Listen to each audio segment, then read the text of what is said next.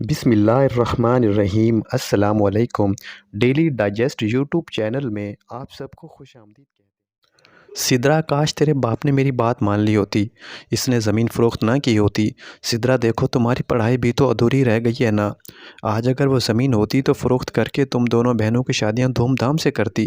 خیر، گھر میں غربت بہت بڑھ گئی تھی، یہاں تک کہ گھر میں کھانے کے بھی لالے پڑ چکے تھے۔ اب امی کو مجبور لوگوں کے گھروں میں ہسپتال میں نرس تھی۔ ایک ان پڑھ عورت میرے سفید کپڑے دیکھ کر مجھے ڈاکٹر سمجھ کر بولی، اگر میرے دیور کا علاج کر دو تو تمہیں 10 لاکھ روپے دوں گی۔ مجھے بہن کی شادی کے لیے پیسوں کی ضرورت تھی، اس لیے میں جھٹ سے مان گئی اور رات کے ہسپتال کے بعد اس کے گھر گئی تو وہ مجھے دیور کے کمرے میں لے گئی۔ لیکن اس وقت جان کر میری جان نکل گئی جب میری نظر میں دونوں ہاتھوں سے عوام کو لوٹنے میں مصروف تھی، جبکہ میری اور میرے جیسی باقی نرسز کی تنخواہ واجبی سی تھی، یہاں تک کہ ہمارا گزر بسر بھی بڑی مشکل سے ہوتا تھا۔ مگر میں اس تنخواہ میں بھی راضی تھی، کیونکہ کچھ نہ ہونے سے بہتر ہونا بہتر ہے۔ آج سے چند ماہ پہلے تو میرے پاس اتنے پیسے بھی نہیں تھے، اس لیے میں اپنی روزی کو حلال کرنے کے لیے سارا دن انتھک محنت کرتی تھی۔ مریضوں کو ساتھ لگتے کے ساتھ پیش آتی تھی، ہر وارڈ کے ساتھ بھاگ بھاگ کر چکر لگاتی کہ کہیں کسی مریض کو میری ضرورت نہ ہو۔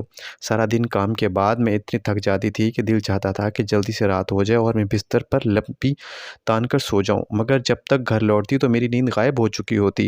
میں ساری رات بھٹکی روح کی طرح گھر میں وہاں یہاں پھرتی رہتی تھی۔ آئینے کے سامنے کھڑی ہو جاتی تو آنکھوں سے آنسو گرنے لگتے تھے۔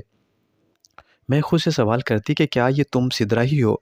تو تم اپنے باپ کی لاڈلی تھی، یہ پھر تمہیں یہ حالت کیسے ہو گئی؟ دراصل شروع سے ہی بہت ذہین و فطین تھی۔ والدین نے اسکول میں داخل کروایا تو میں ہر جماعت میں پہلی پوزیشن حاصل کرتی تھی۔ میرے اسکول کی ٹیچرز مجھ سے بہت محبت کیا کرتی تھیں۔ میں جو بڑی ہوتی گئی، ننھی ننھی پہلیوں پلکوں پر خواب سجانے لگی تھی۔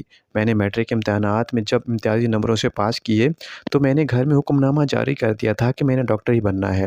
ابو بھی میری ہاں میں ہاں ملاتے جاتے تو امی بھی اس کو ٹوک دیا کرتی تھیں، کہتی تھیں کہ افضل، اپنی بچی کو اتنے بڑے خواب مت دکھاؤ، ہماری حیثیت اتنی نہیں ہے کہ اپنی بیٹی کو ڈاکٹر بنا سکیں۔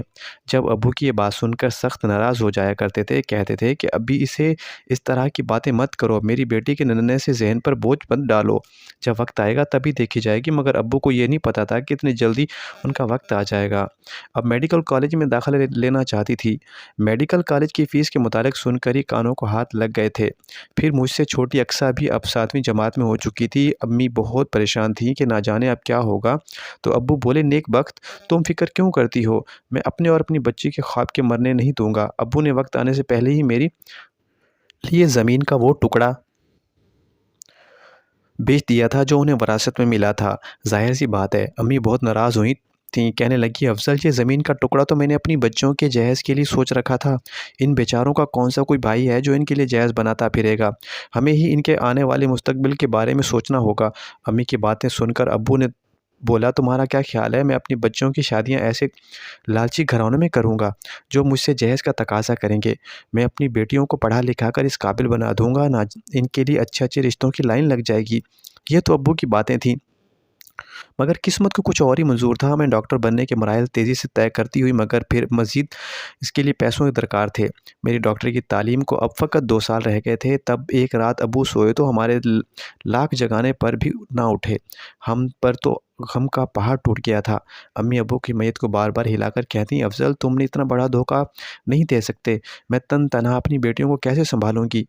سدرا کو ڈاکٹر بنانے کی خواہش تمہاری کیسے پوری کروں گی؟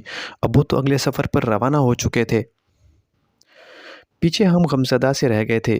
ابو کے مرنے کے بعد ہمیں اپنے آس پاس کی کچھ ہوش نہ تھا، دن رات غم میں ہی گزرتے تھے۔ پھر ابو کے 40ویں کے بعد امی نے مجھے کہا کہ تم پڑھائی جاری رکھو، تو میں پھوٹ پھوٹ کر رو دی تھی۔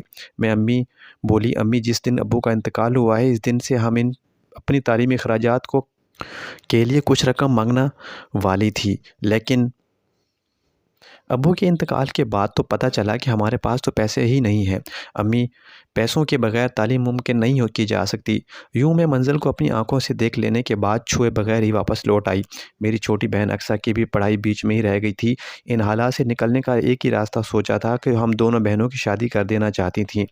مجھے کوئی اعتراض نہیں تھا، اس لیے امی نے ادھر ادھر رشتوں کے لیے کہہ دیا تھا۔ شروع میں تو میرے لیے رشتوں کا انبار لگ گیا تھا، کیونکہ سبھی تو جانتے تھے کہ سدرا ڈاکٹر بننے والی ہے۔ ایک ڈاکٹر لڑکی کی تو ہر کوئی بہو بنانا چاہتا ہے، مگر جب وہ لوگ ہمارے گھر آئے، ہمارے حالات دیکھ لیتے تو پھر پلٹ کر بھی نہ پوچھتے تھے۔ امی نے جتنی بھی عورتوں کو میرے رشتے کے لیے کہا تھا، سب سے ایک ہی بات کہتی تھی کہ بہن، آج کل کے لوگ ایسی لڑکیوں کو اپنی بہو بنانا پسند کرتے ہیں جو اپنے ساتھ بھاری جہیز لے کر آئیں۔ سب لوگ تو تم لوگوں کے حالات سے واقف ہیں، سب جانتے ہیں کہ انہیں اس گھر سے جہیز کے نام پر کچھ بھی نہیں ملے گا۔ جب امی بہت ناراض ہوتی تھیں، وہ مجھ سے کہنے لگیں، سدرا، کاش تیرے باپ نے میری بات مان لی ہوتی، اس نے زمین فروخت نہ کی ہوتی۔ سدرا دیکھو، تمہاری پڑھائی بھی تو ادھوری ہی رہ گئی ہے نا۔ آج اگر وہ زمین ہوتی تو میں فروخت کر کے تم دونوں بہنوں کی شادیاں دھوم دھام سے کرتی۔ خیر، گھر میں غربت بہت بڑھ گئی تھی، یہاں تک کہ گھر میں کھانے کے بھی لالے پڑ چکے تھے۔ اب امی کو مجبور لوگوں کے گھروں میں کام کرنا پڑتا تھا۔ یہ اذیت ہم دونوں بہنوں کے لیے بہت زیادہ تھی۔ پہلے ہمارے گھر رشتے آ جایا کرتے تھے اور یہ بات تھی کہ بعد میں انکار ہو جاتا تھا، مگر اب تو ایک کام کرنے والی عورت کے گھر رشتے آنا ہی بند ہو گئے تھے۔ میرے بالوں میں چاندی اترنے لگی تھی، گزرتا وقت اپنے نقش میرے چہرے پر ثبت کرتا جا رہا تھا۔ میری آنکھوں کے گرد ہلکے تھے تو چہرے پر جھریاں۔ اب میں اپنی زندگی سے اس قدر تنگ آ چکی تھی کہ جی چاہتا تھا کہ موت کو گلے لگا لوں۔ تب امی کی اچھے وقتوں کی دوست ہمارے گھر آ گئی تھیں۔ انہوں نے جب ہمارے حالات دیکھے تو دنگ رہ گئی تھیں۔ تب اس نے کہا کہ میں نے سنا تھا کہ سدرا ڈاکٹر بن رہی ہے۔ امی نے کچھ نہ چھپایا اور ساری کہانی سنا دی۔ تب اس نے کہا کہ کیا ہوا اگر اپنی سدرا ڈاکٹر نہیں بن پائی تو میں اس کے ایک ہسپتال میں نرس لگوا دیتی ہوں۔ آنٹی کی بات سن کر میں تو جی اٹھی۔ میں بولی، جی آنٹی، اگر آپ میرے لیے ایسا کر دیں گی تو آپ پر احسان ساری زندگی نہیں بھولوں گی۔ اور یوں چند مراحل سے گزرنے کے بعد میں ایک پرائیویٹ ہسپتال میں نرس لگ چکی تھی۔ میرے لیے یہ ایک غنیمت تھا۔ مجھے یوں لگتا تھا کہ جیسے میں اپنے خواب کی تعبیر پا لی ہے۔ ڈاکٹر بن کر میرا اصل مقصد تو خلق خدا کی خدمت کرنا ہی تھا، نہ سو میں یوں بھی کر سکتی تھی۔ میں نے امی کو لوگوں کے گھروں میں کام کرنے سے روک دیا تھا۔ گھر کے حالات اچھے ہونے لگے تھے۔ ایک دن میں گھر میں بیٹھی تھی تو ایسے محسوس ہوا جیسے گھر میں کسی کی دعوت رکھی گئی ہو۔ میں نے امی سے پوچھا، کیا؟ تو امی کے چہرے کی رنگت بدل گئی تھی۔ انہوں نے نظریں جھکا دی تھیں، پھر کہنے لگی، سدرا، آج اقصیٰ کو لڑکے والے دیکھنے آئے تھے۔ مجھے رشتے کرانے والی عورت نے مشورہ دیا تھا کہ وقت گزر جائے، اس لیے پہلے تم اقصیٰ کی شادی کر دو، بعد میں پھر آرام سے سدرا کے لیے رشتہ ڈھونڈتی رہنا۔ میں چپ چاپ امی کے چہرے کی طرف دیکھنے لگی تھی۔ میں مناسب الفاظ کی تلاش میں تھی جب امی بولی، بیٹی، مجھے اللہ سے بھی ڈر لگتا ہے۔ اگر اس نے قیامت کے روز مجھ سے پوچھ لیا کہ تم ایک بیٹی کی خاطر دوسری بیٹی کا حق کیوں مارتی رہی، تو پھر میں کیا جواب دوں گی؟ میں چلتی ہوئی کل پھر آؤں گی۔ فضیلہ نے اپنے ڈرائیور سے کہہ کر میرے لیے گاڑی نکلوا دی تھی۔ وہ مجھے میرے گھر تک ڈراپ کر آیا تھا۔ میں گھر پہنچی تو امی بولیں، تم اتنی جلدی آ گئی؟ میں بولی، امی، بس اس عورت کی ساس کو دوا وغیرہ ہی تو دینا تھی، اس لیے میں آ گئی ہوں۔ امی کو بھی ذرا اطمینان ہو گیا تھا۔ اگلے دن جب میں ہسپتال آئی تو اپنے وارڈ کی مشہور ماہر نفسیات کے یوں دو بچھڑے عاشق مل گئے تھے۔ اقصیٰ اب کیس کا علاج ملک کے بہترین معالج سے کروا رہی تھی، وہ بہتر ہو رہا تھا، جبکہ دوسری طرف ہمارے ہسپتال میں ہی کام کرنے والے ایک میل نرس نے مجھے پسند کر لیا اور اپنی بھابھی کے ہاتھ شادی کا پیغام بھیج دیا تھا۔ وہ ایک اکیلا رہتا تھا، اس لیے اس کا اصرار تھا کہ میری امی بھی ہمارے ساتھ ہی رہیں گی، اور یوں میری شادی بھی ہو گئی اور مجھ ساتھ ہی رہیں گی، اور یوں میری بھی شادی ہو گئی اور مجھ پر بھی خوشیوں کے روادہ ہو گئے تھے۔ Thank you for watching.